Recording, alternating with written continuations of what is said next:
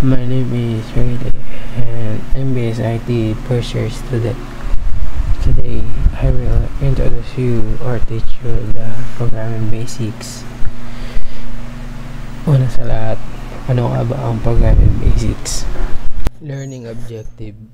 At the end of the session, the student should able to discuss the different types of use in Java programming, understand the variable declaration, identifiers and keywords, recognize the different Java keywords category. Programming basics. Introduction to programming basics. Programming basic is the core concept and skills na kailangan mong matutunan upang makagawa ng computer codes, algorithms, and more. Next, ito. Then, una sa lahat is yung class. Class means it is considered the blueprint or template in Java. The next one is public. It represents visibility and kailangan mo siya input upang maging visible yung mga programs mo. Then next, static. It is something that belongs to the class itself. Then also, if we declare any method using static, it's called static method. And then the next one is void. Ito naman yung na nag-represent ng starting point ng isang Java program. Then next is ito ginagamit dito upang ginagamit ito sa mga command line argument. Then next, system out at println. Ginagamit ito upang ma-print ang mga document. So let's now proceed to basic syntax in Java. Una sa lahat ay ang case sensitive.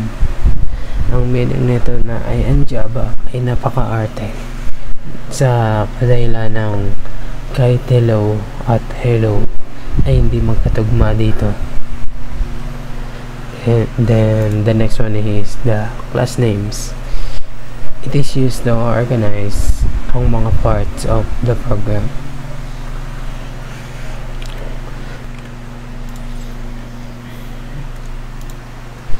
Then the next one is the class names.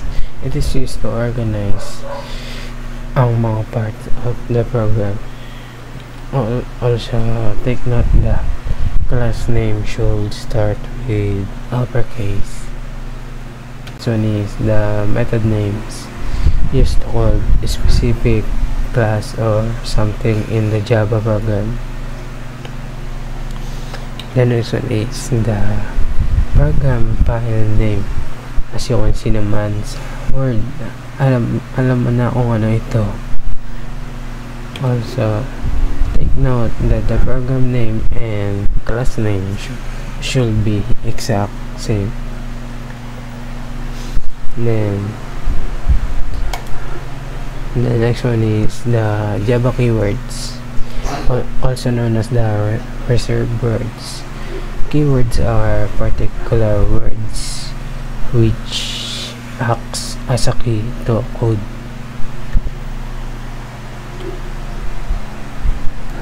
And last but not the least is Java identifiers.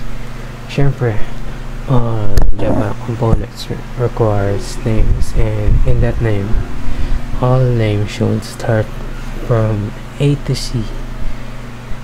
So let's now proceed to Java variables.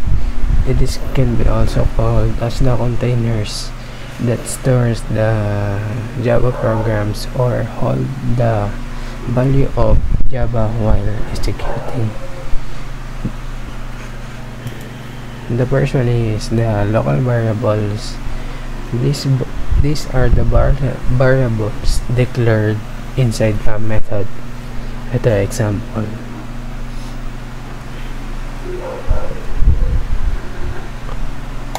Then the next one is the instance variable. These are declared inside the class but outside any method. Kung ganina ay nag-declare tayo ng variable sa loob ng method, dito na naman ay hindi. Ito ulit ang example.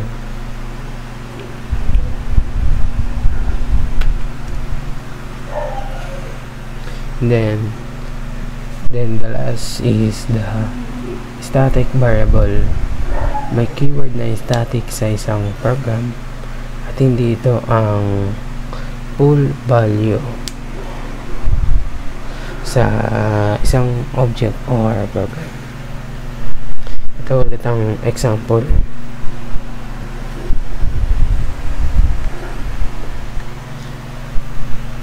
Then that's Java variable. Now let's make a simple biodata using all of the variables. So ito na yung example lang gagawin natin. Then sundan nyo na lang ako.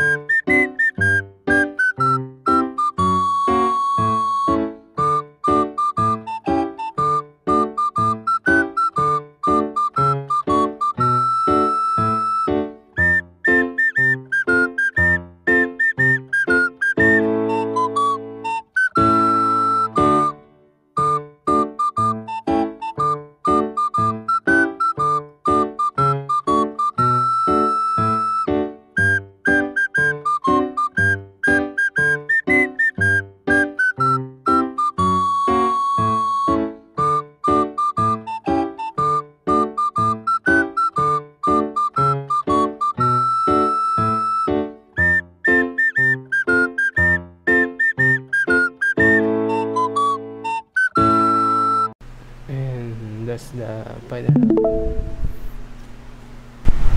So now let's proceed to the last parts of our YouTube video, which is data types in Java. The first data type is primitive data type. Pinaka-basic na data type sa Java. Ito ang ginagamit upang mag-impact ng simpleng value gaya ng letter, number, at iba pa. And then the last one is non-primitive data type. Data na binubuo ng madaming values gaya ng string, scanner, at iba pa.